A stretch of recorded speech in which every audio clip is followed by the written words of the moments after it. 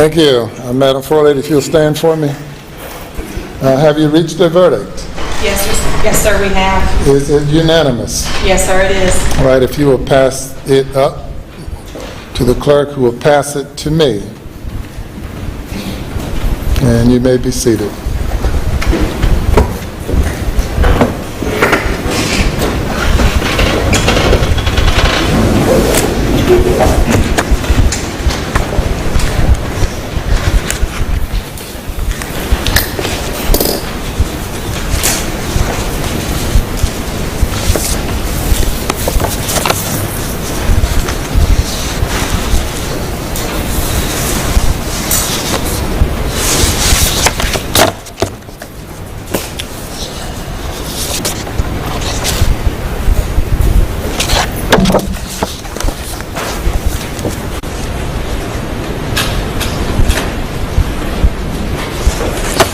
The defendant will rise. Madam Clerk, you may publish the verdict starting with the back, not with the, let's see, I'll tell you again. Starting with the back, flipping them over one by one. Okay.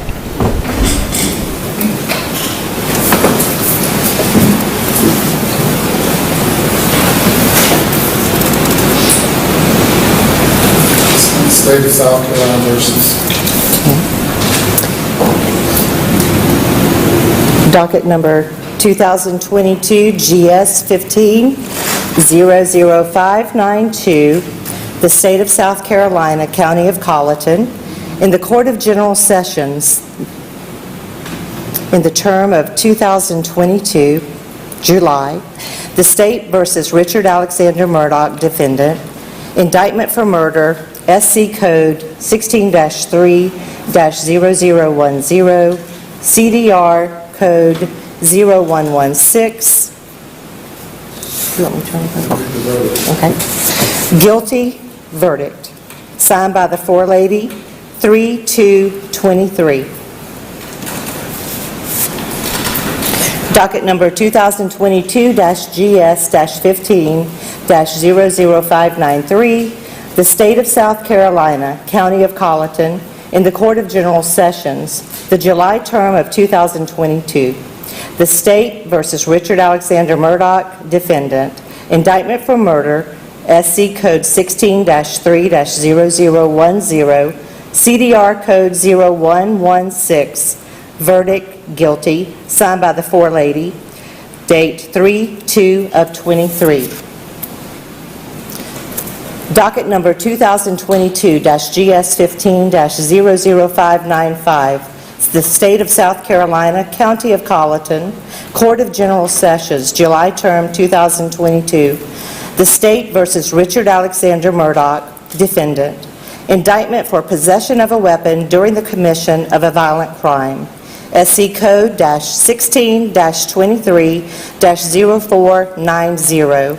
CDR Code 0549, verdict guilty, signed by the foreperson of the jury, date 3/2/23. Docket number 2022 GS-15-00594. The State of South Carolina, County of Colleton, Court of General Sessions, July term 2022. The State versus Richard Alexander Murdaugh, defendant.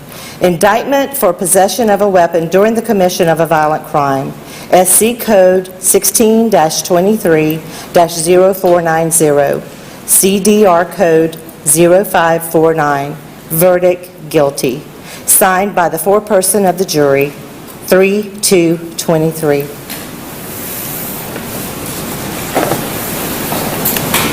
Thank you. Madam Forelady and members of the jury, if that is the verdict of each and every juror, please let it be known by raising your right hands. All right, thank you. Any individual polling requested? We do, Your Honor. Madam Clerk, you'll need to individually poll the jury according to their juror numbers. Number 193. Was this your verdict? Yes, sir. Is it still your verdict? Yes. Juror 254, is this your verdict? Yes. Is it still your verdict? Yes. Juror 326, was this your verdict? Yes. Is it still your verdict? Yes. Juror 530, was this your verdict? Yes. Is this your verdict? Yes. Juror 544, Yes. was this your verdict? Yes. Is it still your verdict? Yes. Juror 572, was this your verdict? Yes. Is it still your verdict? Yes. Juror 578, was this your verdict? Yes. Is it still your verdict? Yes. Juror 589, was this your verdict? Is it still your verdict? Yes. Juror 630, was this your verdict? Yes. Is it still your verdict? Yes. Juror 729, was this your verdict? Yes. Is it still your verdict? Yes. Juror 826, was this your verdict? Yes. Is it still your verdict? Yes. Juror 864, was this your verdict? Yes. Is it still your verdict? Yes. Your Honor, the jury has been polled. Thank you. The jury has been polled, and the verdict is a unanimous verdict. If you will bring the alternate juror out and have her have a seat in the audience, please.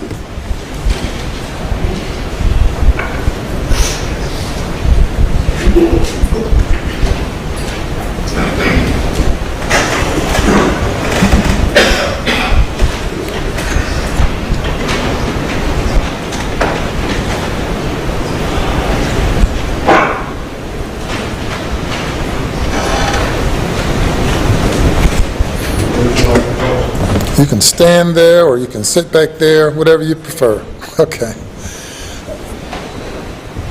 Are there any post-trial motions? None from the state, Your Honor. Your Honor, We would just renew our previously argued motions for a directed verdict, and at this, on the grounds, on those grounds, we would make a motion for a mistrial and to set aside the verdict. By the state, response.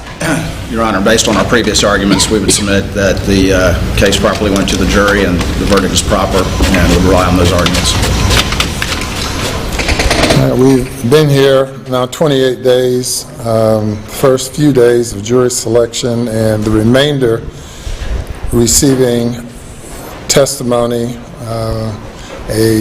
an overwhelming amount of testimony and evidence that was presented to the jury for the jury's consideration. As I indicated to the jury during the jury charge, or the charge on the law, that this was a matter solely for the jury to determine.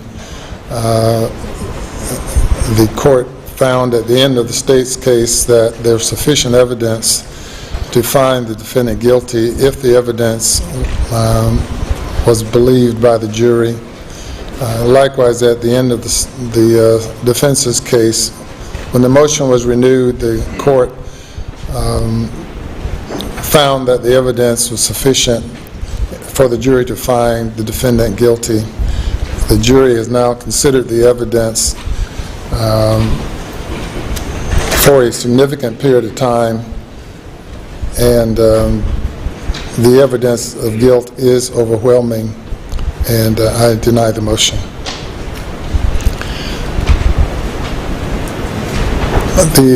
Mr. Murdaugh, you now having been found guilty of 2 counts of murder involving your wife and your son, 2 counts of possession of a weapon during the commission of a violent crime, the burden now comes upon the court to impose a sentence. Given the lateness of the hour and the victim's rights that must be taken into consideration and complied with under the Victim's Bill of Rights, and consider what I would anticipate to be a number of people who might have something to say regarding sentencing, we will defer sentencing to a later date. Of course, the minimum sentence for murder is 30 years. The maximum sentence is life imprisonment as to each count. And on the weapons charge, the sentence is up to 5 years, or 5 years, which has to be concurrent if a life sentence is imposed.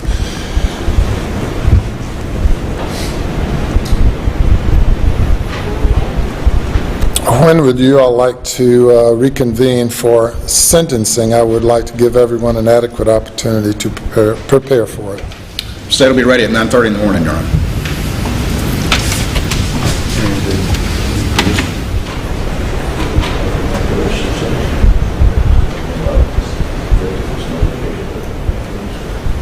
We can do it at 9:30 tomorrow morning also. All right. The defendant is remanded to the custody of the Colleton County Sheriff's Department.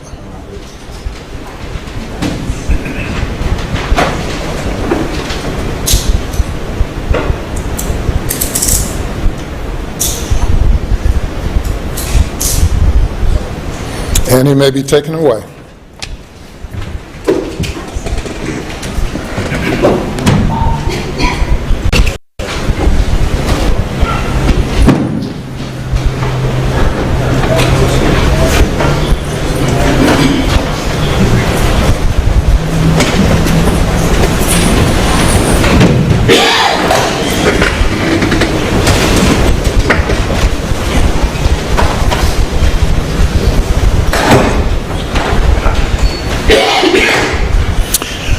Madam Floor Lady and members of the jury, I want to thank you on behalf of the citizens of the state of South Carolina and your fellow citizens of Colleton County. You did not volunteer for this service. You were called upon by being summoned to appear, and Providence have brought you to this moment in time and these weeks in time. I know that all of you have been here at great sacrifice, particularly the juror whose job was on the line until a miracle happened, I guess, that allowed him to be able to leave rather than leave after 2 or 3 weeks. But I want to thank each one of you all individually and collectively. It's not often that you're called upon to sit in judgment of the actions of your fellow man, but you all responded and gave due consideration to the evidence. I will make no comment now as to the extent or the overwhelming nature of the evidence, but certainly the verdict that you've reached is supported by the evidence, circumstantial evidence, direct evidence, all of the evidence pointing to only one conclusion. That's the conclusion that you all reached. So I applaud you all for, as a group and as a unit and individually, evaluating the evidence and coming to a proper conclusion as you saw the law, as you saw the facts. Now that you've served for the next year, you're not eligible to serve again. Now, of course, many people never get called upon, but you're not eligible for the next year, and for 2 additional years, you can be exempted from service because no person is required to serve on jury duty in this court more often than once every 3 years. Tomorrow morning at 9:30, we will reconvene for sentencing. You all have no role in that because that's solely up to the judge, to me.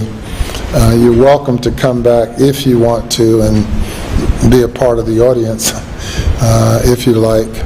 I also want to thank the alternate juror who was locked away in a room by herself for these hours, who who's hung in there during that period of time. I want to thank you as well. Madam Clerk, what do you have to tell your jurors? Thank you for your service and what the judge said as well. And I think we can release them tonight and bring them back in the morning. No, they're off jury duty. They can come back if they like. And you don't have to if you don't want to.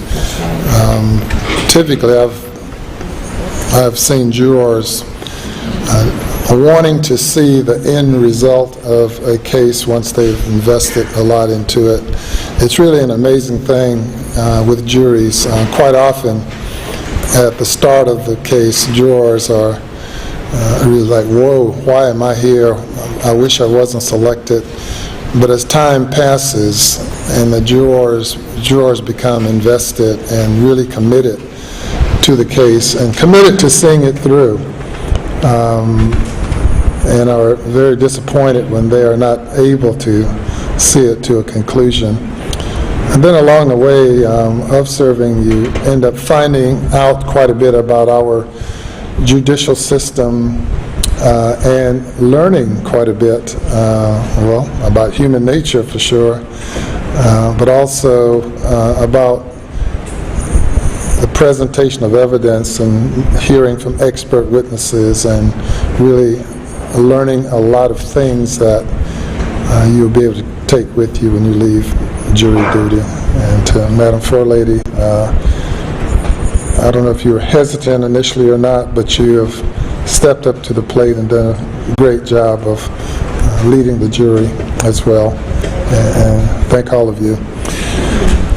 So, the jury is dismissed. Now, one thing before you go, of course, we have invested a lot in maintaining the privacy of the jury, of each one of you. And you are free at this point to discuss the case with anyone.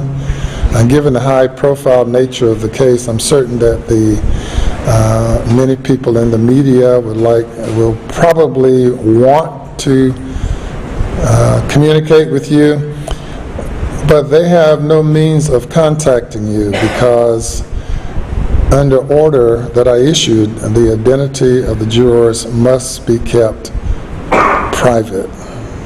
And if you decide that you want to speak with anyone, local, state, nationally, or internationally, that's your prerogative. However, should anyone harass you, please let me know and I will address those issues. If anyone through somehow or another discover your identity and harass you, and rest assured I will intercede on your behalf.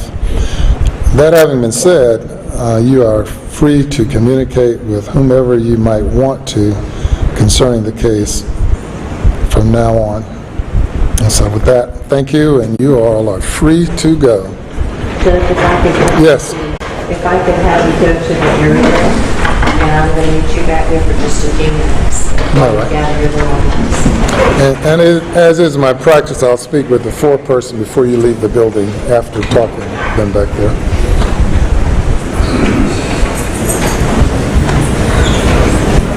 Anything else? It took a little more than 3 hours for the jury to come back with the verdict of guilty on both charges of murder for disgraced former South Carolina attorney Alex Murdaugh. This case has lasted 28 days. They've had more than 70 witnesses, more than 800 pieces of evidence. But again, in a little more than 3 hours, jurors believed that they had heard what they needed to hear in order to convict Alex Murdaugh of murder in the death of his wife Maggie and his son Paul. We have team coverage in Colleton County right outside of the courthouse. We're going to begin now with Andrea Mock. That's right, Darcy. And I have to be honest with you, just as a journalist and speaking about this case to people, when they said they thought that the jury would deliberate for days and into the weekend. Every time I said, no, I don't think so. As somebody who has listened to the testimony from the day one, this has been a very strong case for the prosecution, and I feel like Creighton Waters, Alan Wilson, John Medders, they did an amazing job in the last couple of days during the closing arguments and then during the rebuttal of really piecing together all of those points. I mean, like you just said, Darcy, more than 70 witnesses.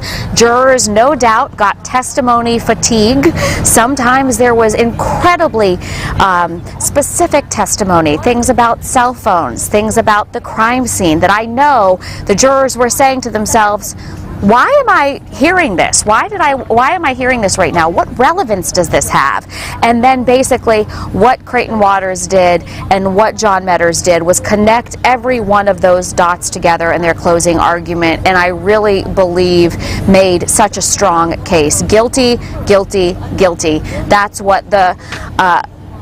is what the verdict came back today. Now, I want to go over some of the strongest moments I felt in court for the prosecution. Dr. Ellen Reamer. Number one, she was a likable witness. This is a brilliant woman. She is a doctor. She is a forensic pathologist. She has performed more than 5,500 autopsies, and she said she was positive. She didn't want to hear any of the defense theory that the second shot that killed Paul Murdaugh was fired at point-blank range from the back of the head. Now, why did the Alex Murdaugh's lawyers want you to think that that was possible? Well, that was when they floated that idea of two shooters.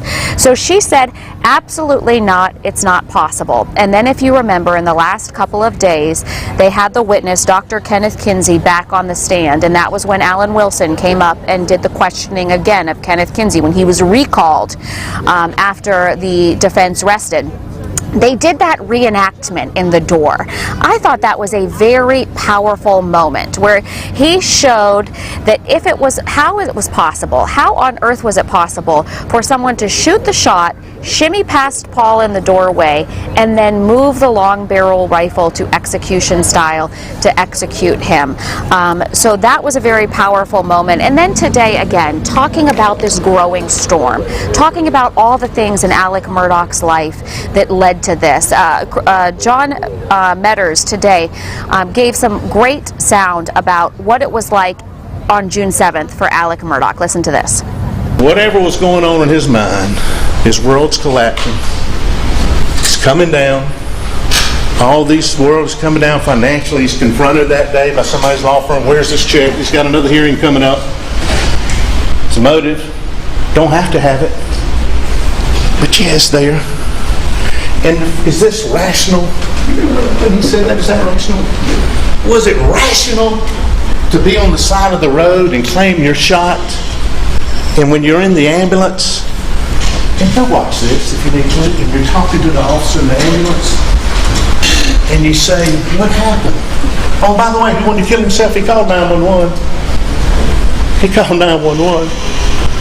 When he told the officer in the ambulance, well, what happened? Well, some guy shot me. He even did a sketch. He faked the sketch. But what did he tell the guy in the ambulance? It sounded like a shot.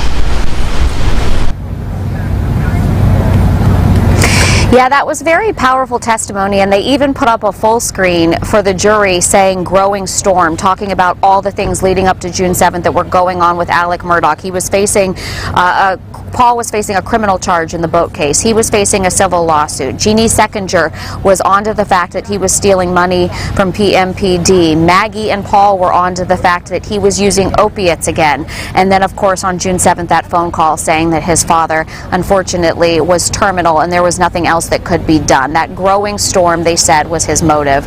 We want to bring in some more experts, though, so let's send things back into the studio with J.R. Barry for some talk back with attorneys. J.R. Andrea, thank you so very much. We're being joined tonight by Taylor Bell and Lori Murray. They've been with us on Murdaugh After Hours on our YouTube page throughout the duration of this trial. Thanks for being with us. Thanks for having us. Goodness gracious, when we expected you guys to come in tonight, we thought we'd be talking about the closing arguments. We never imagined that there would actually be a verdict. Who wants to go first? Are you stunned after 3 hours of deliberation? Sounds good. I am really Yes, I thought it would take longer. The state did a fantastic job today. They did a fantastic job today. The defense was very, very lackluster.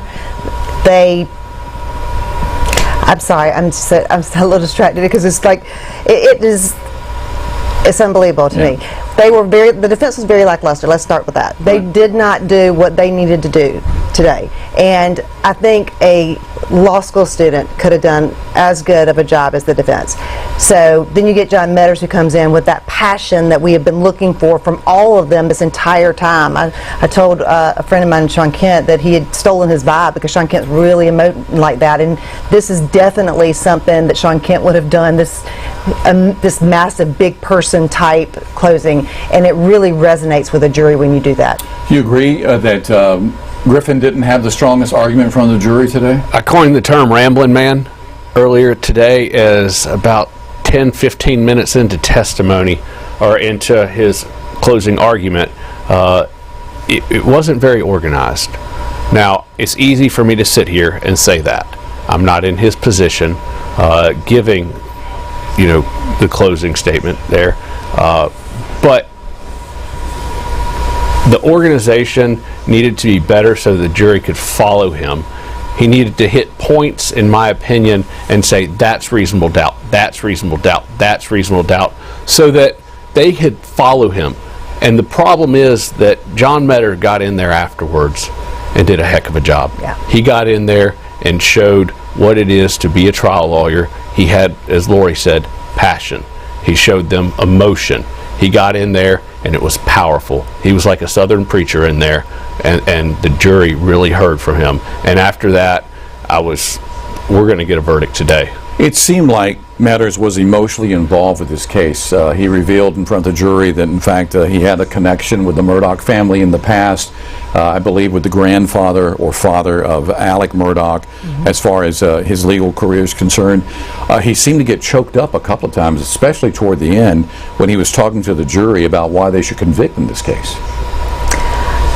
I think, again, this is a showmanship business at some point. That was emotion that needed to be shown. We have not seen emotion out of any of these defense attorneys, and we needed to see it.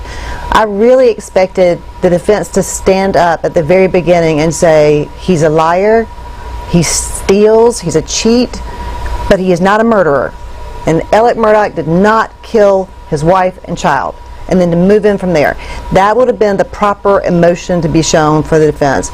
And whether John Meadows has connections with this family, I know that he said he worked for his grandfather, right. But I don't know that would have made him choke up as much as it really appeared to do. I think he saw Jim Griffin cry at the end of his closing argument, and knew that he wanted to show every range of emotion that he could. But Meadows also seemed angry at times. I could see him shaking his finger right there. He's Right. he seems visibly upset when he's presenting these facts to the jury, because I think perhaps, that's his job, obviously, to convince the jury here, but he seemed very genuinely upset that the defense would come back and basically say, law enforcement didn't do their job, they didn't check this, they didn't check that. He said they were offended by that in court today, Taylor. He told the jury that's offensive to say that the people in law enforcement and that we, the state, have not done our job in this case. He had a lot to go off of. He had a lot to go off of based on the circumstances that they put up. And in response to what Jim Griffin said, he brought it out. The emotion came. It came, and he did a really, really good job with that. I think the only thing I could flaw him on was the pacing, but that was still the energy coming out of him because he was ready. The problem is the defense didn't appear to have any energy. They appeared deflated during closing arguments. You could tell, and I think the jury could tell. And it's funny too, and I don't mean to interrupt too, but the entire time that Jim Griffin was talking, you could see John Meadows behind him, steady, right? And you could see the emotion that were coming across these assistant U.S. attorney, or not U.S. attorneys, attorney generals. They rolling their eyes constantly, like, I don't understand where you're going with that, which is kind of what we all felt. I don't know where you're going with that, but they were showing it on their face, and it was in the background of the camera. But you could see John Metters getting ready for his redirect, or his, what do you call it, the rebuttal close. He was getting ready the whole time. You can see him even right there. He's got his notes right there. He's still reading and practicing and writing and getting ready. I'm going to be curious as to what the jury members have to say, because probably a few of them are going to speak to the news media after this is all over. I'm curious if they think that dog kennel video was the slam dunk for them when it came to this, because again, Murdaugh saying he wasn't there. He wasn't there. Then this video is recovered. Oh, he was there, and then he admits to being there.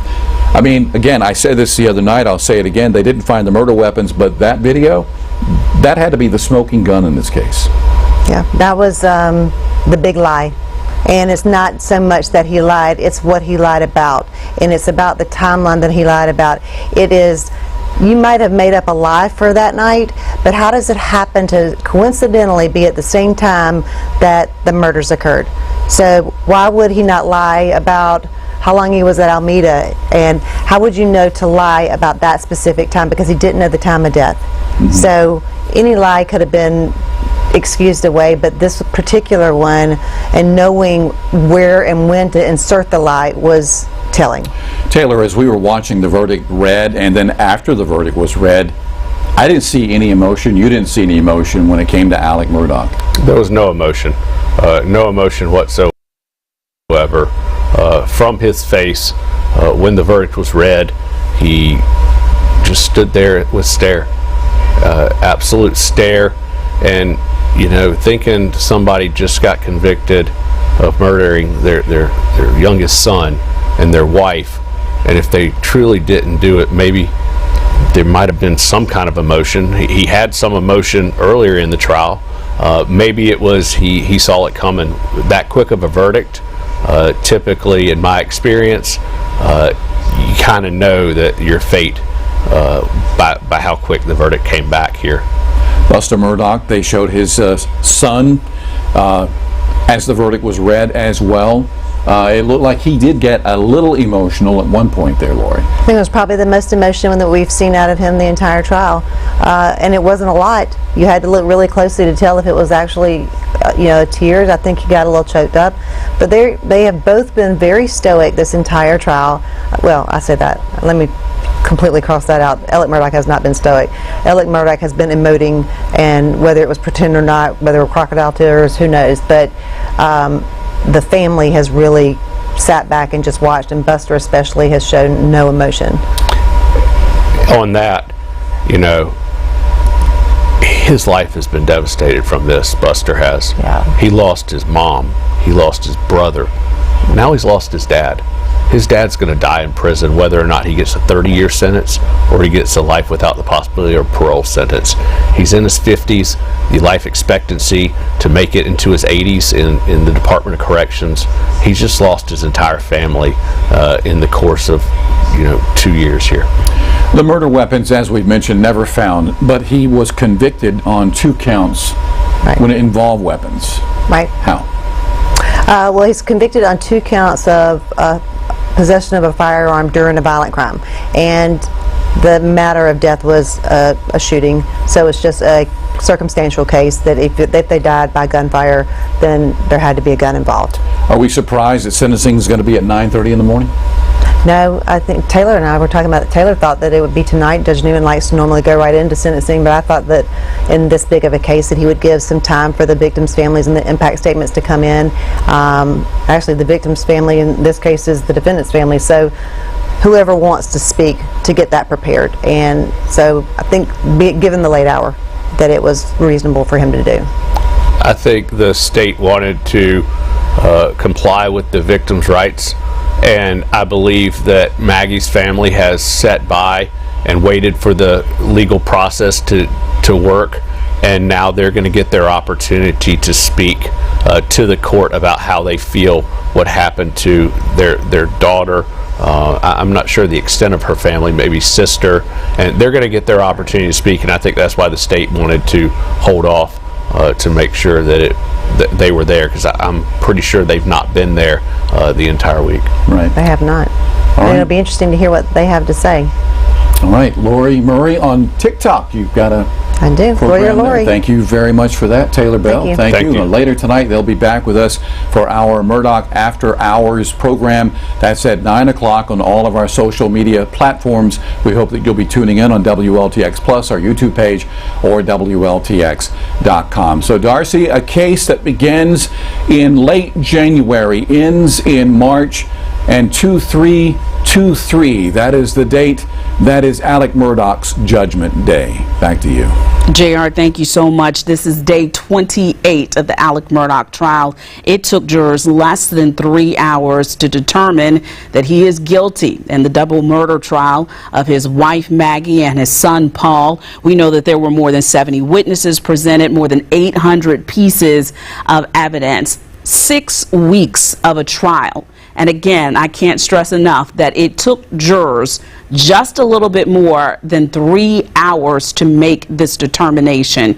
You have to understand that with that much material, legal experts were saying to us as early as yesterday that they thought that this could last through the weekend.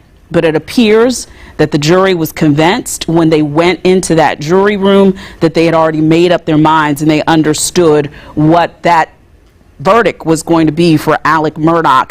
Again, coming back tomorrow morning for sentencing. We're expecting that to begin at 9:30 tomorrow morning, where Judge Clifton Newman will sentence Alex Murdaugh. He could get a minimum of 30 years in prison. And again, as we just heard from our panel of legal experts, in his 50s now, that would put him in his 80s before he is released from prison.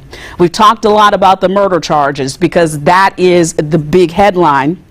But we should also put a pin in the point that Murdaugh is also guilty on those weapons charges. So again, 28 days of a trial, Alex Murdaugh handcuffed and taken back to the Colleton County Jail tonight. Andrea Mock is standing by outside of the Colleton County Courthouse. She's been there for us today. We've got team coverage. We'll start with you, Andrea. Yeah, Darcy, you know I was the anchor assigned to this since the beginning. I have listened to almost every single moment of testimony, and I had a sort of surreal, saddening experience. I sat in the courtroom today. I actually sat right behind Buster Murdaugh. I just heard the attorneys talking about him being stoic during the trial, and it really did strike me that, you know what, he's lost all of his family no matter what, whether his father went away for this or for the financial crimes that he's facing, and they had a family picture. Jim Griffin had a family picture up the entire time he was giving his closing, and the picture included Buster in it. So very sad to remember all the lives that have been affected here, all the deaths, including Mallory Beach, starting with the boating accident. But I heard the attorneys talking about John Meadors today and what an incredible job he did, and I wanted to touch on that. There were 2 points today that I really thought, wow, he hit that home. One of the points was the fact that the experts showed, that testimony from Chevrolet, from OnStar, showed exactly what time Alex arrived back at the dog kennels. And then 19 seconds later, he called 911. John Meadors today, in speaking to the jury, said, in 19 seconds, he went and did that. He checked on his wife, he checked on his son, and processed everything that was going on. And he said something to me that gave me chills. He said, I would have still been on the ground with my son.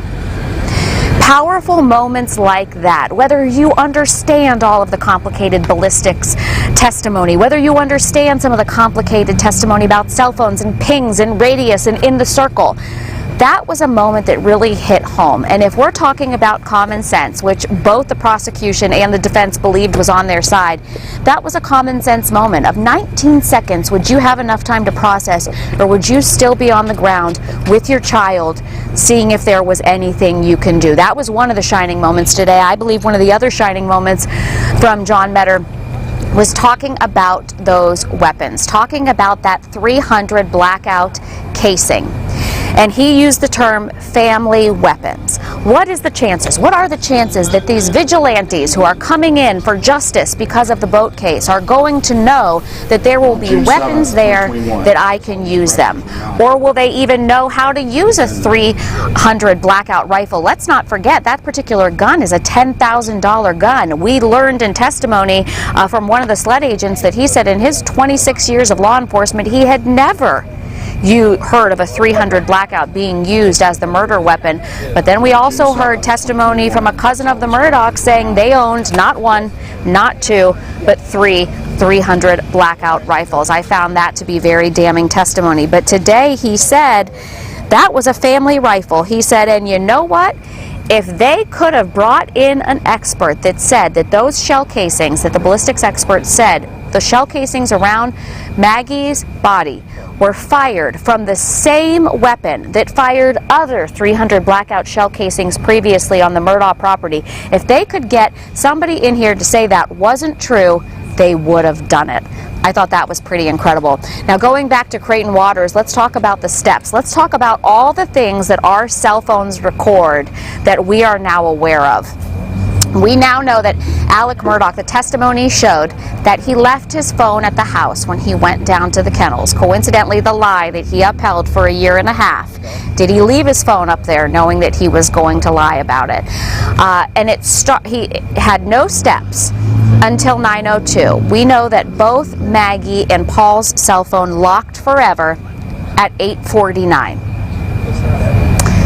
Alex Murdaugh's phone starts moving again at 9:02, and he takes 283 steps until 9:06. Let's listen to a little bit of the closing arguments about those steps.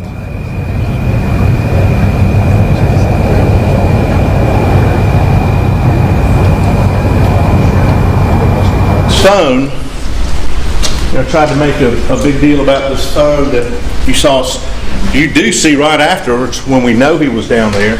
There's some movement on Maggie's phone. But every expert has said, just because if one phone's down here and the other one's walking, you're not going to have steps on that phone.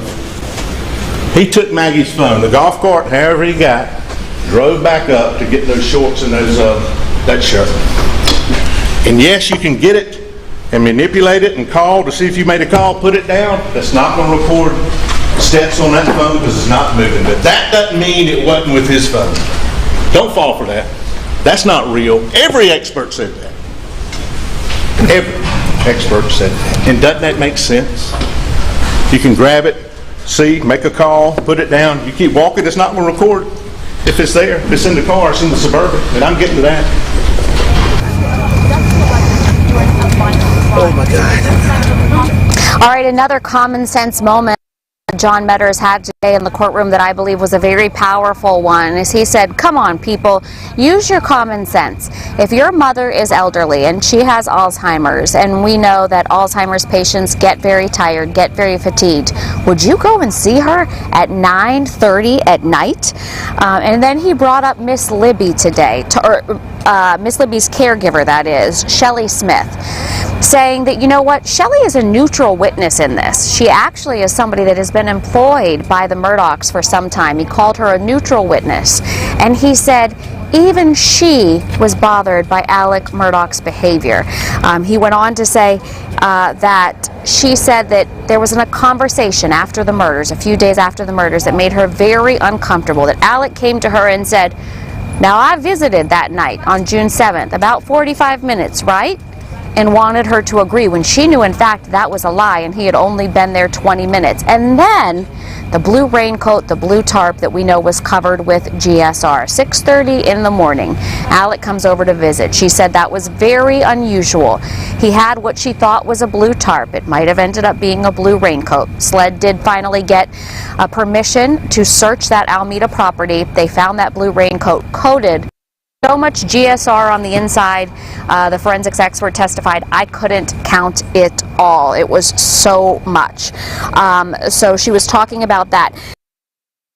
It looks like we're having some technical difficulties with Andrea's shot, her live shot out there at the Colleton County Courthouse. It appears, because we're seeing, it looks like they're about to start a press gaggle. So I'm not sure if we're going to hear from the attorneys who are there, maybe the family, I'm not sure. But we do know that within the next couple of minutes, we are going to have a press conference outside of that courthouse. The breaking news headline for any of you who are just joining us: Alex Murdaugh guilty in the deaths of his wife Maggie and his son Paul. Maggie was 52 years old, Paul just 22 years old, when they were gunned down and killed on June 7th, 2021. Both the prosecution and the defense had a story of timelines, and their goal was to have those 12 jurors believe the sequence of events in their timeline was the one that bode true. But that did not happen in favor of Alex Murdaugh. They believed the state's case, and now he could spend, at a minimum, 30 years behind bars. He'll be back in court tomorrow morning at 9:30. Judge Clifton Newman not giving the sentence tonight, but saying that he expects everyone back in the courtroom tomorrow for sentencing. That includes jurors if they would like to be there. Listen in as we have the verdict read just about 3 hours after they were charged. The jury, I should say, was charged with the case.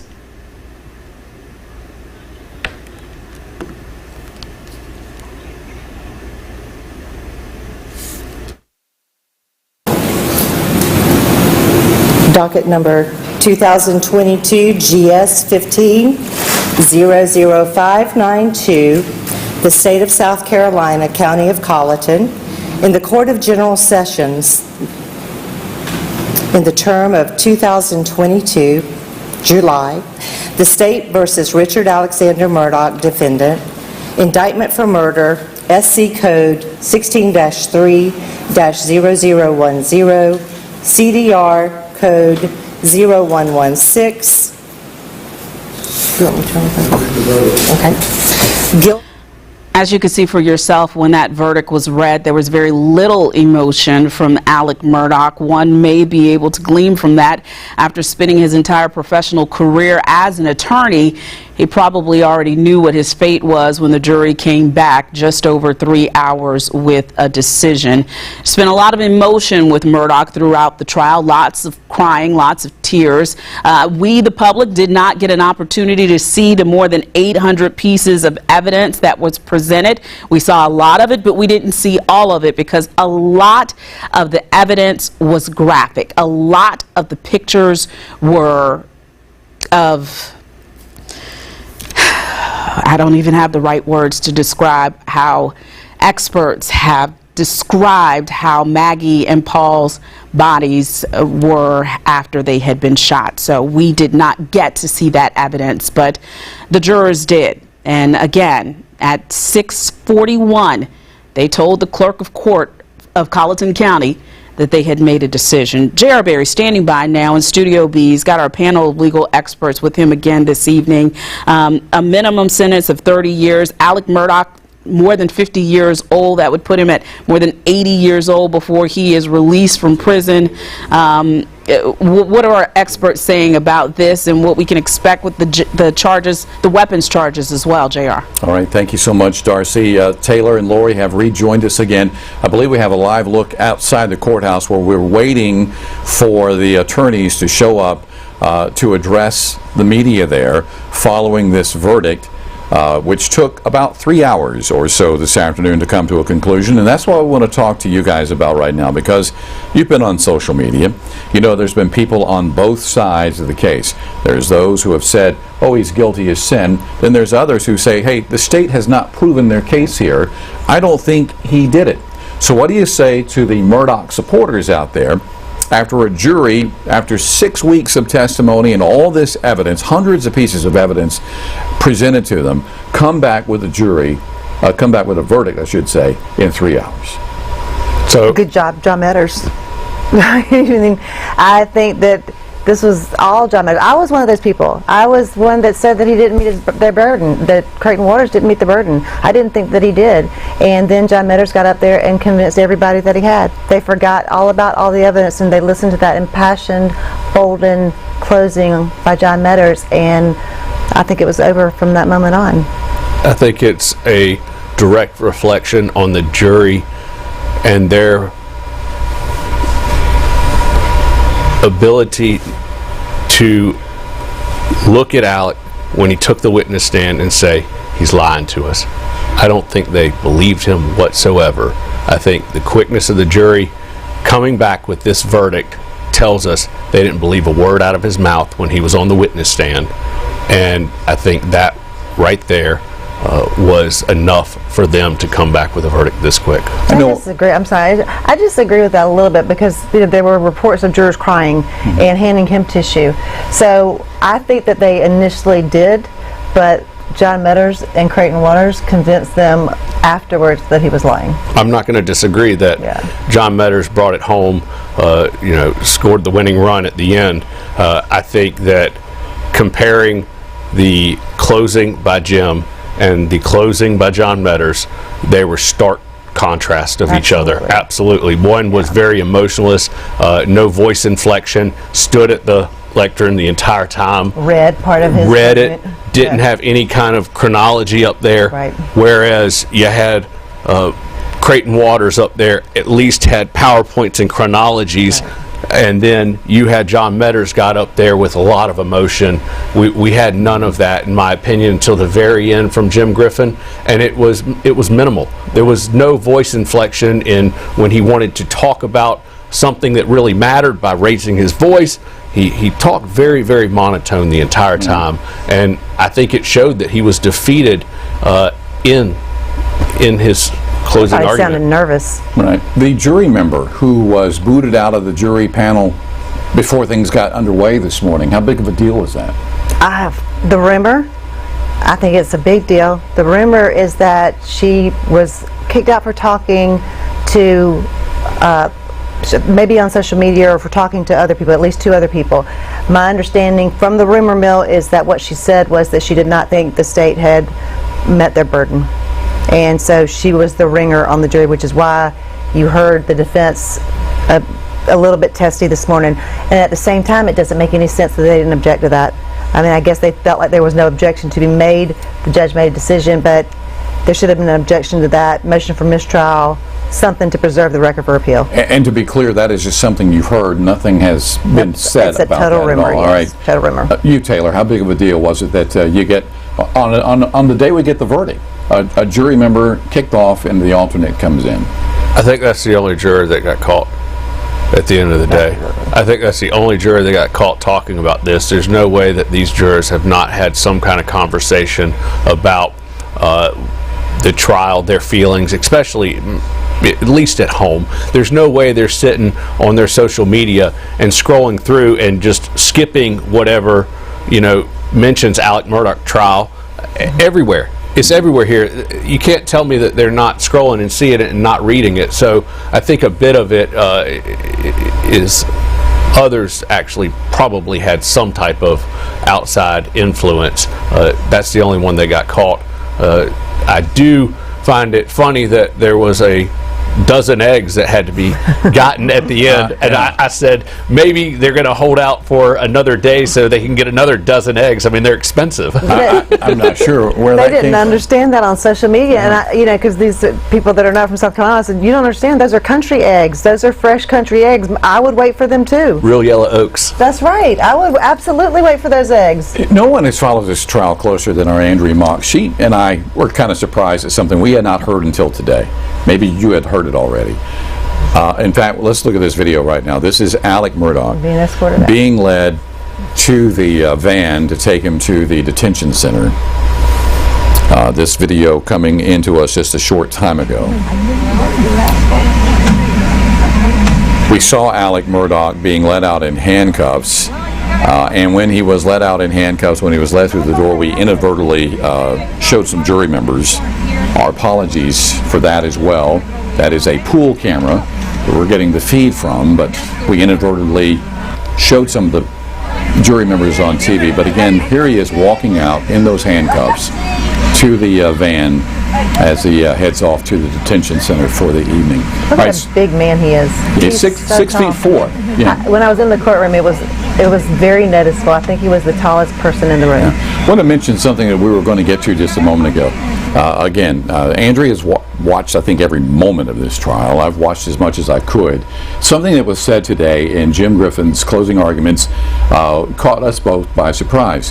Hair found in Maggie's hand. Absolutely. I had not heard of that. I had seen something, actually, let me say, I had seen something on social media about that, but since I had not heard about it in court, I'm like, that's just somebody stirring up rumor on social media. But Griffin today, in his closing, he says, why didn't SLED test the hair in Maggie's hand? And I'm like, whoa, wait a minute, really? There was hair in Maggie's hand? What do you know about that? It was in one of the reports. It was in one of the forensic reports that they had found brown hair.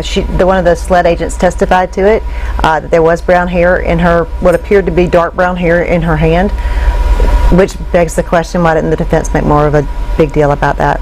Why didn't they raise that issue more emphatically, that SLED did not test that hair? Because it could have been a really good point for them. You agree with that, Taylor? Also, question why didn't maybe the defense independently potentially try to force the issue and have it tested? They maybe could have filed a motion and said we would like them to run this through the database held by the state, whether or not it came back with anything, whether or not they actually wanted that to be done. That's a double-edged sword. It could have come back for nothing. It could have come back with a hit, or it could, we don't know. But it is a question that, why didn't they test it?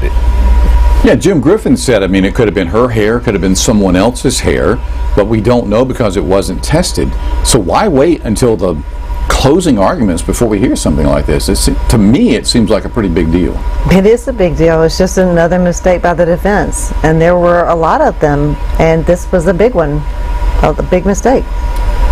All right, we mentioned Jim Griffin. Earlier today, he was basically saying that SLED, law enforcement officers, did not do a good job with this investigation.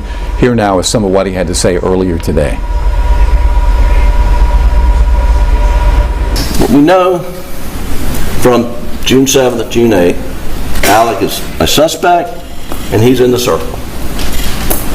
And from that day forward, he is at the mercy. He is at the mercy of the ability of SLED to exclude him from that circle. They have the ability to do the forensic work, they have the ability to interview witnesses, and they have the ability to gather electronic data. And we believe that we've shown conclusively that SLED failed miserably in investigating this case. And had they done a competent job, that Alec would have been excluded from that circle a year ago, 2 years ago.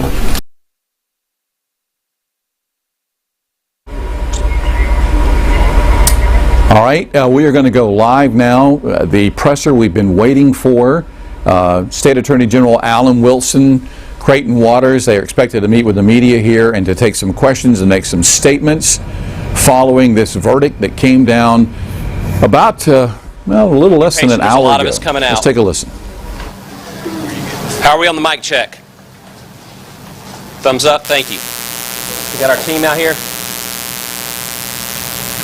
Wow, what a great day for the people of South Carolina. I want to thank every one of you for being here tonight. There's a lot of emotion here tonight at this courthouse.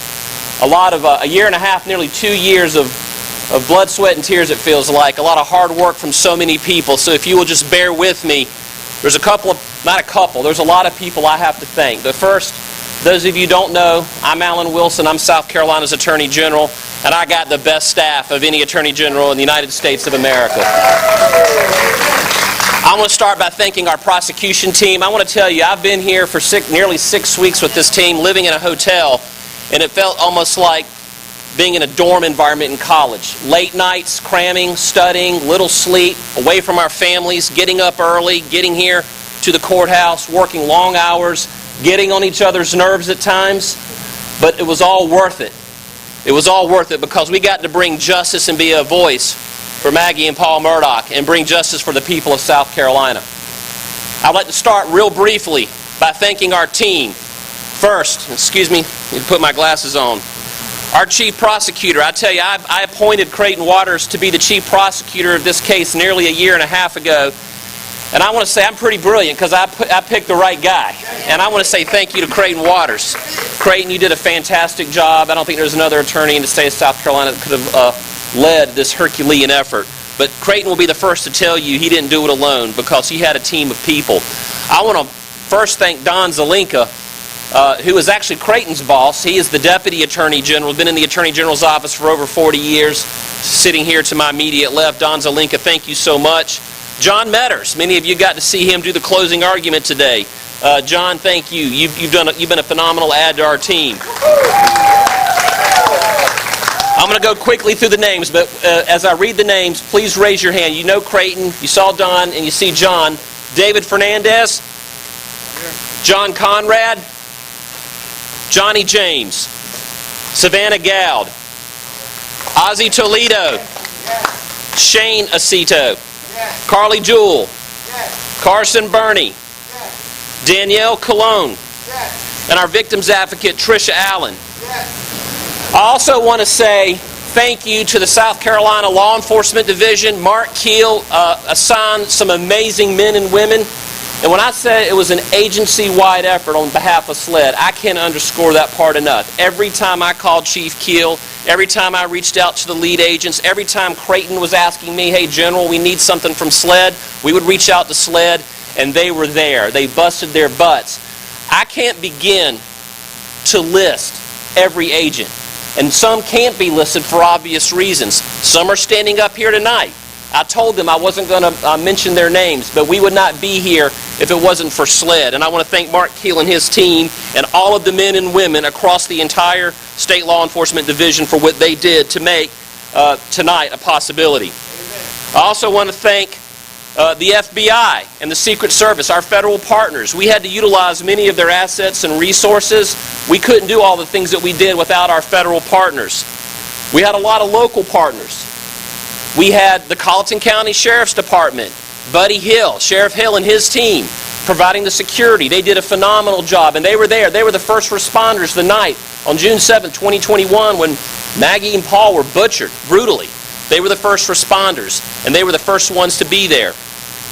The Charleston County Sheriff's Office, the Orangeburg County Sheriff's Office were instrumental in supporting our investigative efforts. You all know Kenny Kinsey, our chief crime scene expert, was with the Orangeburg Sheriff's Office. I also want to thank the city of Walterboro. I think the mayor is here somewhere, and the police department. They provided security. Thank you. This whole community has embraced our entire team, and I cannot thank you enough. We've all been away from our families, 2 hours away from our families for the past 2 months, and it's this community that made us. We would walk into restaurants and people would come up and thank us.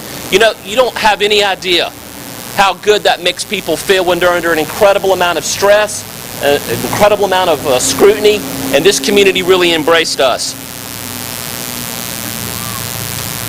I want to thank the Colleton County Clerk of Court, Becky Hill, and her entire team and their staff. I don't know.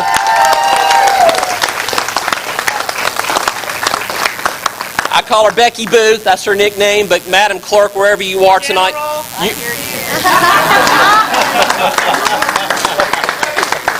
I'm sorry, that's my pet name for her. But I want to thank you, Madam Clerk, for you, the entire team, the bailiffs, the court security, the staff here. There was no role that was too small that they weren't willing to do for us. The security team here, it was a Herculean effort by everybody, and I can't thank enough people. I don't know if I mentioned the bailiffs, but I want to thank them. And there's another group of people who you don't know who they are, but that's the jurors. And not just the jurors, but the alternates, the ones who didn't even get to serve to the very end, but people who were taken away from their families. And I want to thank the families of our jurors who sat here every single day for what seemed like long amounts of tedious, monotonous information and evidence. Sometimes people didn't know what it meant. They didn't understand it. And they had to sit there and process it and hear it over and over and over again. And I want to thank these nameless jurors whose identities have been protected. They may make their identities available to all of you at some point, but they sat there and they delivered justice tonight, and I want to thank them for their role in this process. You know, Winston Churchill said, democracy is the worst form of government except for every other kind. I kind of want to adopt that and say we may have the worst criminal justice system in the world, but it's better than every other kind that there is. And our criminal justice system worked tonight. It gave a voice to Maggie and Paul Murdaugh, who were brutally mowed down and murdered on the night of June 7th, 2021 by someone that they loved and someone that they trusted. And they couldn't be here to testify for themselves tonight. Their testimony came through the evidence and the information that was gathered by the men and women of the agencies I've just mentioned. It came from the testimony of the agents and the investigators and the attorneys and the folks in our staff who were able to get it to the court record. And so I want to say tonight, their voice was heard tonight and justice was brought for them. We can't bring them back, but we can bring them justice. I started off my remarks by saying that it is a good day in South Carolina. Today's verdict proves that no one, no matter who you are in society, is above the law. A lot of people doubted that this process would work, and hopefully, for those who did doubt the process, hopefully we have instilled and put a little bit of faith back into you and your lives as you view this process as it unfolds. I'm proud of this team. I'm proud of the men and women standing behind me tonight. And there's been a lot of emotion. And I just want to say from the bottom of my heart, I saw firsthand for the last 5 or 6 weeks the countless nights where you were up beyond midnight and you were getting up before dawn, not eating. I was watching Nancy Grace the other night and I heard her call Creighton pale and gaunt because Creighton wasn't eating and sleeping. He really wasn't, folks. I'm serious. You know, we would have to bring in kind bars and things to eat during breaks, but Creighton, Herculean effort, my friend. And I am truly honored to have you on our team. Thank you for being a great leader and a great chief prosecutor, and I would like to invite you to come up here and make some remarks for the folks here tonight. Thanks, everybody. And I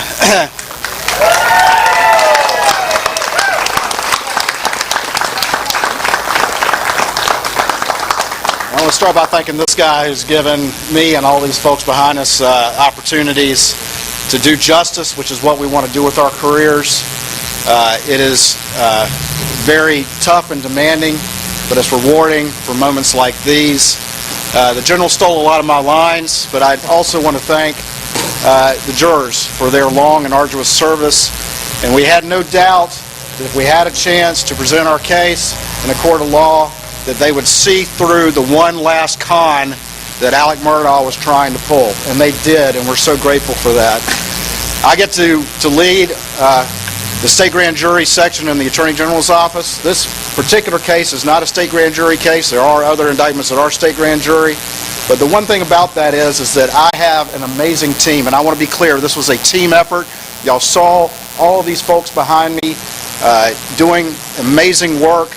And I can't be prouder of a team in my life. We called this our Super Bowl, and not because of the media attention, but just because of the effort that we knew that we would have to put into this. And we didn't really get to watch much of the Super Bowl that went on because when we arrived, I think it was winter and it feels like spring now. But every single member of this team, every single member of the state grand jury staff, what we do well is work together as a team in complex investigations, and who we work with is my partners at SLED. And I can't thank them enough as well because we're used to working on these complex cases and working together. And I'm not leaving out Sheriff Hill and the Colleton County Sheriff's Office and our federal partners in Orangeburg and Charleston Sheriff's Office and all the other agencies that have worked on this case. I also want to thank Ms. Becky, if she's still up there, because she's been amazing. The clerk staff has been amazing. The court staff has been amazing. The bailiffs have been amazing. And again, I also want to thank this community who really has embraced us and has been so great to us and made us able to survive this process that has been long and arduous, and I have been sleeping. I hadn't been, and I have been eating more than Kind bars every now and then. But, and I'm sure that's a nice plug for Kind. But anyway,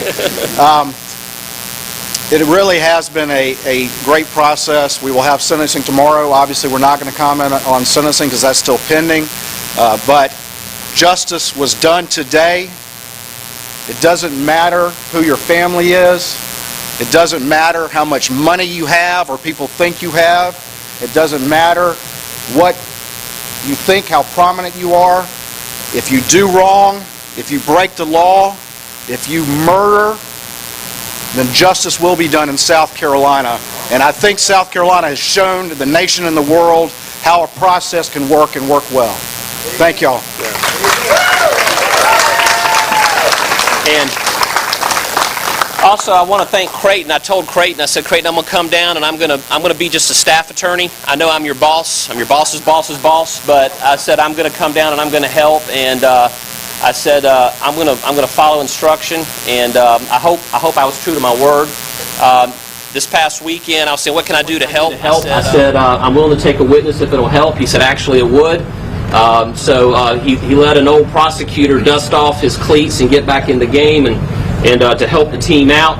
And I got to beat the boss of the boss for a while. Yeah, don't get used to it. I'm not used to it. No, but in all seriousness, I'm proud of the decisions that I made in putting the people behind me and to the left and right of me in charge of this case, and I was honored to be part of this team.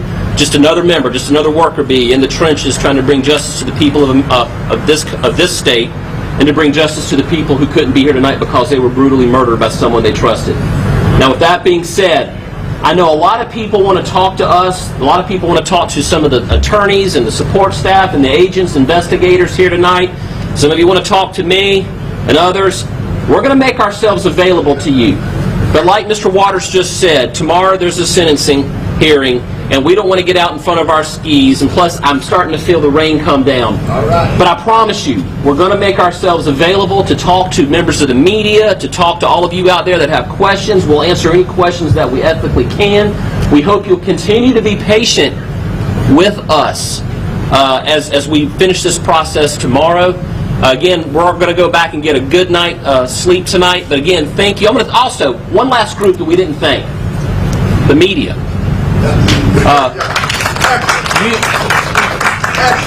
You all, I know a lot of people in this polarizing world we live in, a lot of people take shots at the media, but the media was incredibly respectful.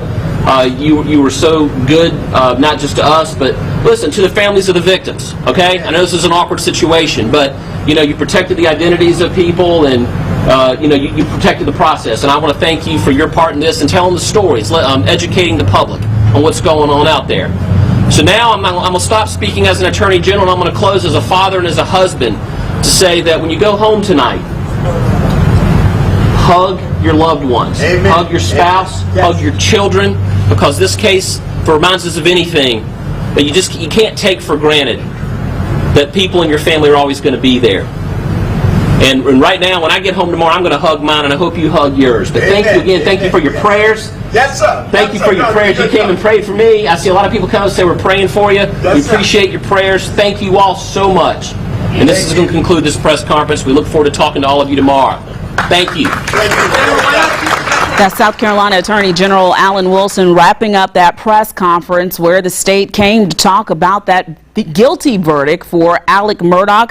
This is the 28th day of the trial, and around 6:41 this evening, jurors told the Colleton County Clerk of Court that they had reached a decision a little more than 3 hours after receiving the charge to come back with a guilty or not guilty verdict. They came back with that guilty verdict saying Alex Murdaugh guilty in the deaths of his wife Maggie and his son Paul. June 7th, 2021 was when they were both brutally murdered. And again, that jury saying today that Alex Murdaugh was the one who killed his family.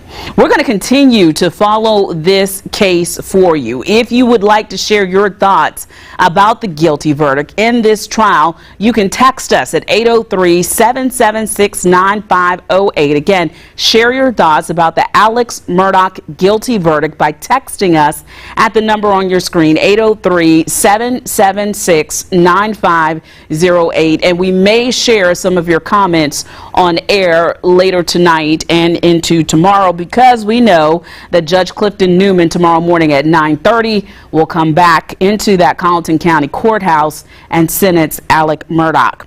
We are going to head back to network coverage on air, but we're not done with our coverage of this trial. We're going to be online at WLTX.com and on our YouTube channel for those of you who want to continue to follow along with this guilty verdict. Again, sending things back to network coverage now, but we'll see you online. See a story you loved? Watch it again right now on WLTX Plus, available on Roku and Fire TV.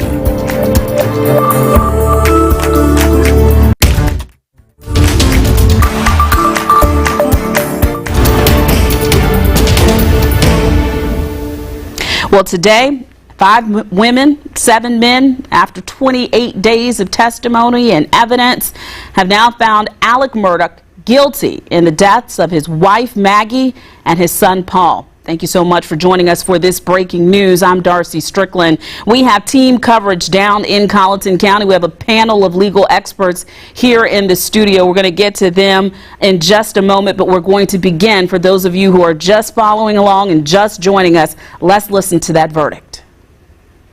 The court found at the end of the state's case that there's sufficient evidence to find the defendant guilty if the evidence was believed by the jury.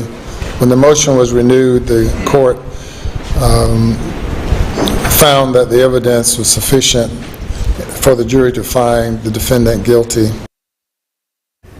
Again, Judge Clifton Newman, reading that deliberation from, or reading the after the jury had deliberated for 3 hours, I should say, excuse me, telling Alex Murdaugh again guilty on the charge of killing his wife, Maggie, his son, Paul, and then also guilty on those weapons charges. The murder charge, a minimum sentence of 30 years behind bars. We're going to start our team coverage again in Colleton County at the courthouse. That's where we find News 19's Andrea Mock. She has been following this case for us today. And Andrea, I can still see that there are a number of folks behind you, some of them from the press, some of them who were court observers today. What is the feel right now that we know that Alex Murdaugh is guilty? I gotta be honest with you. Yes, you're right. There are a ton of people here at the Colleton County Courthouse. As a matter of fact, when we started announcing that there was a verdict, cars with families, with young children were pulling up and letting them off right here. The stairs behind me go up to the courthouse door. You know, but it's bittersweet, Darcy. Yes, justice has been served, but 2 people are dead. A brother has lost his mom, his brother, and now his father is going to jail. There's certainly nothing gleeful, but they just arrived and they were cheering for the lawyers when they came outside. It was nice to hear from Creighton Waters after the fact. He certainly has done the heaviest lifting in this trial, and he said Alex Murdaugh had one last con, and it was shut down. He said it just shows that if you do the wrong thing in the state of South Carolina, justice will find you. And Creighton Waters, I believe, is largely responsible for this guilty verdict. He had many powerful, passionate days, but I believe his most powerful was his closing argument yesterday. He came out and said point blank at the very beginning and the very end of his closing arguments, there is only one man in this courtroom who had the motive, the means, the opportunity, and the guilty conduct after the crimes. And he said that is Alex Murdaugh. Something else that's interesting, he has said when accountability is at his door, Alex Murdaugh becomes a victim again. And why he said that, he was talking about the fact of June 7th. We know now a lot of things were coming down on Alex Murdaugh that day. He called it a growing storm. Alex was facing lawsuits, civil lawsuits, perhaps $10 million. Mark Tinsley was the attorney for Mallory Beach. They were asking for $10 million. Well, the bank testimony was that Alex on June 7th had negative $300,000 in his bank account. On top of that, Jeannie Seckinger at PMPD Law Firm came and testified before the jury about missing fee after fee after fee. But on that day, June 7th, she confronted Alex Murdaugh about the missing Ferris fee, and it was no chump change. That was a more than $700,000 settlement that Alex had allegedly stolen and spent in 2 months. So there was that. They also took us back in their testimony, talking about what happened with Alex and his family in May. In May of 2021, which, as you know, is just a couple of weeks before the killings, there was testimony, and we saw the text message from Paul that said, "Mom found pills, we have to talk." We also know just a day before the murders, the family was with us in the Midlands in Columbia, South Carolina for a baseball game. There was text messages going back and forth that Alex didn't feel well, wanted to stay at the hotel, and didn't even go to that baseball game. So Creighton Waters say all those things adding up for this slow burn where things were crashing down on Alex Murdaugh. Now, what was so powerful is when Creighton Waters passed the baton to John Medders, they were able to revisit that. So they were talking about all these things that were happening on June 7th. And then he said, again, when accountability comes for Alex, he becomes a victim. And what does that mean? That means after June 7th, they stopped asking him about the Ferris fee.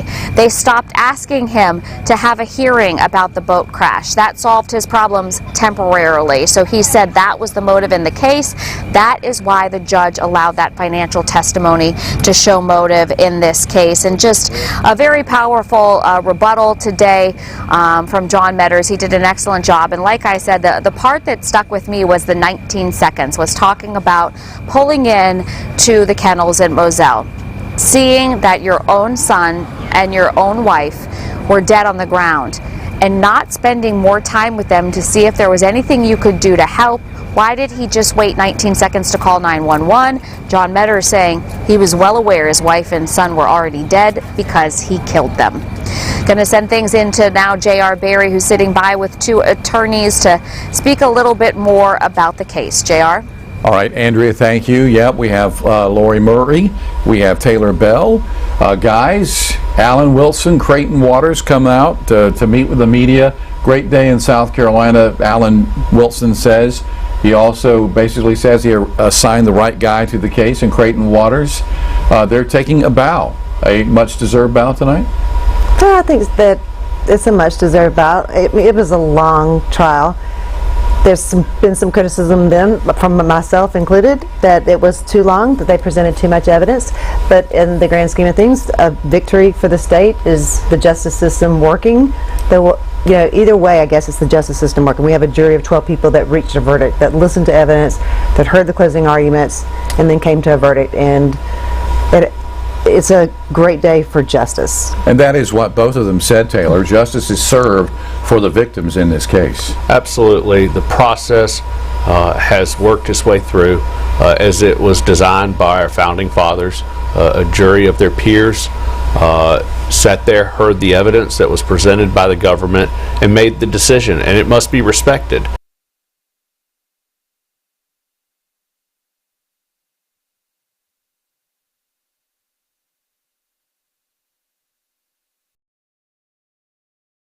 The decision, whether you agree or disagree with it, that's the process that our founding fathers put into place when this country was founded, and we must respect that. Now, is it actually a great day in South Carolina? From an emotional standpoint, we must recognize that there are evil people in this world, and that's a sad thing that we must recognize as well. that there are folks out there that take advantage of other people and that commit crimes like that. So I'm not necessarily as a whole saying it's a great day for South Carolina. What happens tomorrow morning? 9:30, they're back in the courtroom. It is going to be sentencing day for Alex Murdaugh. He could get 30 years to life in prison on each murder count, correct? That's correct. So what's going to happen in the morning here? Walk me through. How long is sentencing possibly going to last here? With Judge Newman, sentencing can last a very long time. Anybody that wants to talk will talk for as long as they want to talk. I imagine that John Marvin will address the court. I don't think Buster will because he's been so flat the whole time, but I think John Marvin will probably be the family representative. It'll be interesting to see if Alex Murdaugh says anything on his own, on his own behalf. But he'll hear from all of them. He'll hear from the families, the victims first, and then the defense side. And once he hears all of that, he will render his sentence. And more than likely, I think, will be life on each count to run concurrently. So a life sentence. I will agree. I believe it will be a life sentence. Judge Newman will likely call the defendant, being Alec, up to in front of him. Right. Each individual that is underneath the victim's Bill of Rights, considered a victim, will get an opportunity to speak. There may be a family representative, there may be a victim advocate that speaks on behalf of the family, or there may be an attorney that represents the family. Then I believe Alec's family will get an opportunity to speak. I don't know if they will. Alec will get an opportunity to speak if he would like. I don't know. I assume Judge Newman will give a few words to the wise, as he has generally, and then he will sentence. And I believe it will be a life without the possibility of parole, but I don't necessarily think it matters. No, it doesn't. But I also, what's interesting in this case is that Buster, who is standing behind his father and testifying on behalf of him, is also a victim in this case. So he's on both sides of the aisle. His life's over. I mean, really he lost. Yeah. He literally lost his brother, his mom, and now his dad. I know. And it's really sad. He's not. I don't think he has a very personable and likable persona, if you will. But I do think it's, on the inside, you have to feel sorry for any kid that young to lose their entire family. And he never wants to believe that his father killed his brother and his mother. And I don't know if he ever will believe that, even with this verdict. I don't know that he can't. I'm sorry. So will Murdaugh make an admission in court tomorrow, or will his lawyers probably say, don't say anything because we're going to appeal this? I think that his lawyers will definitely. I think Alex Murdaugh is smart enough to know not to make an admission. With all the mistakes that they have made and given all the interviews that they have given, this is one that he absolutely knows he should not speak, other than to say, I still maintain my innocence, and we will likely file an appeal. All right. Go ahead. I believe that's exactly what he'll do. And I can't believe he would get up there and say, yes, I did this. He spent, an entire day on the witness stand saying he didn't. All right. Taylor, Lori, thank you so much. Thank you for having us. They'll be coming back at 9 o'clock with our Murdaugh After Hours, which you can watch on WLTX Plus, our YouTube page, or on WLTX.com. And for the very latest on this verdict today, Alex Murdaugh guilty on all charges, simply go to our website, WLTX.com, and we'll have live team coverage later tonight on News 19 at 11. We'll see you then.